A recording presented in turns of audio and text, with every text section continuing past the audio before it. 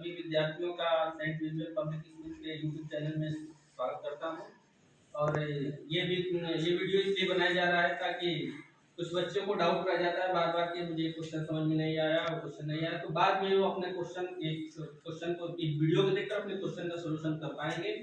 और कुछ विद्यार्थी ऐसे हैं जो रेगुलर स्कूल नहीं आ पा रहे हैं, तो उन लोगों को भी इस वीडियो से मदद मिलेगी ताकि उन लोगों का सिलेबस पीछे ना हो पाए, सारे क्वेश्चन को जान पाएंगे। तो चलिए, हम आप लोग को पावर बेस्ड क्वेश्चन पढ़ा रहे थे, एक्सपोनेंट लेसन नंबर 5। तो इसमें हम कुछ फार्मूले से आधारित क्वेश्चन करा रहे हैं। पहले फार्मूले बताते हैं, उसके बाद उसके पे आधारित क्वेश्चन कराते हैं, ठीक ना।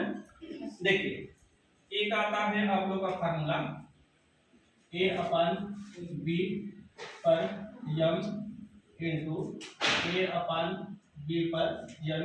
तो ये फार्मूला तुम्हारा बन जाता है a अपन b पर m प्लस n, ठीक। ये क्वेश्चन होता है ये कि यदि इसका बेस बराबर हो, ठीक ना।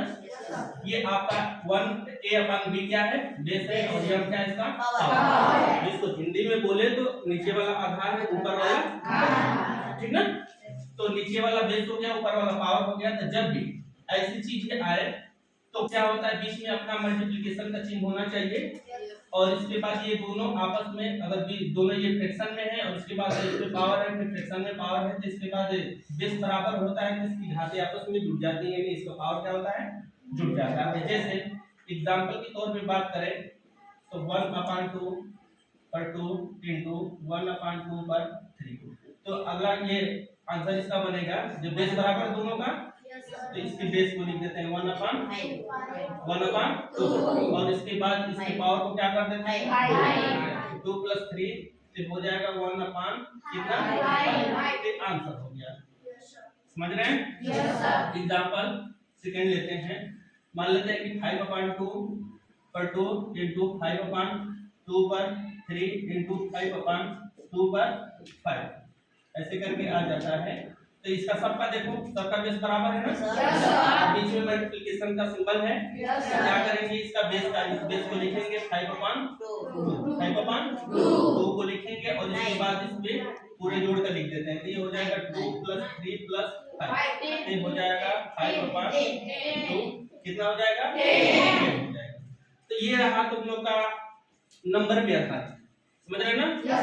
यदि यही क्वेश्चन लेटर पे आधारित आ जाए तो कैसे कर पाएंगे, समझ रहे हैं ना। अगर मान लो कि लेटर पे आधारित आए तो एग्जांपल 3 देखते हैं। x पे 2 इंटू x पे 3 इंटू x पे 5, ऐसे करके आ जाए ना।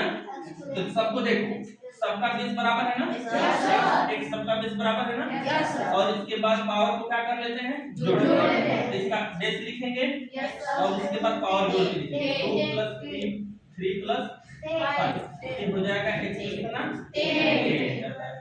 समझ रहे हैं बात को। तो 1 2 3 4 5 ऐसे कई भी टर्म आ सकते हैं, समझ रहे हैं ना। देखो 1 टर्म 2 3 4 5 6, यानी कितना टर्म एक दूसरे के साथ मल्टीप्लिकेशन में आ सकते हैं। कोई ये निश्चित नहीं है कि आपको 2 ही टर्म मिलेगा या 3 टर्म मिलेगा या 4 टर्म मिलेगा, इसमें कई टर्म आ सकते हैं, समझ रहे हैं ना।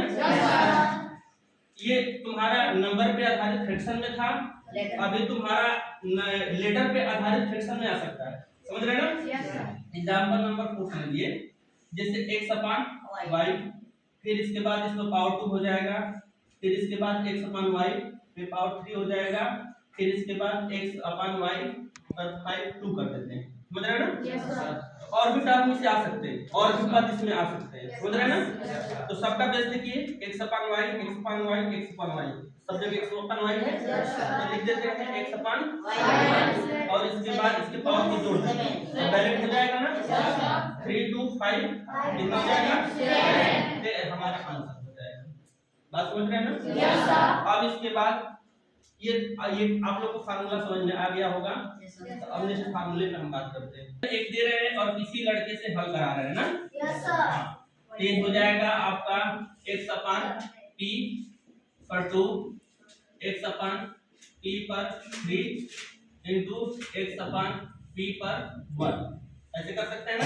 या तो अब देखिए, तो इसका कौन हल कर पाएगा। आइए मोदी जी, इसका आंसर बताइए आप। नहीं नहीं, इसको बताइए कैसे होगा।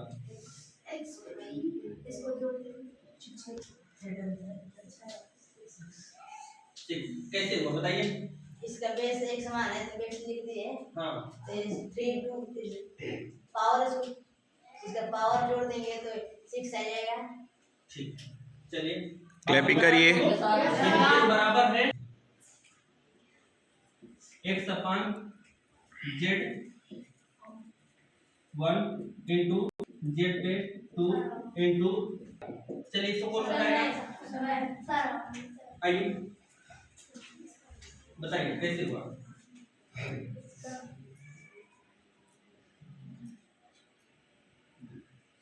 जेड लिखिए, टू लिखिए, सही सही लिखो, नीचे वाला है, नीचे वाला है।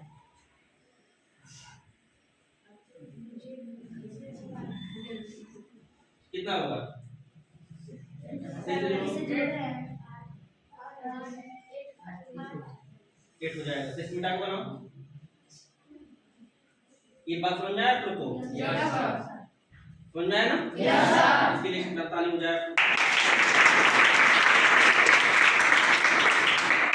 चलिए अगला हम बुलाते हैं 5/3 पर 1 इंटू 5/3 पर 5 इंटू 5/3 पर 1 इंटू 5/3 पे 2। अगला क्वेश्चन बताइए, इसका सॉल्यूशन बताइए।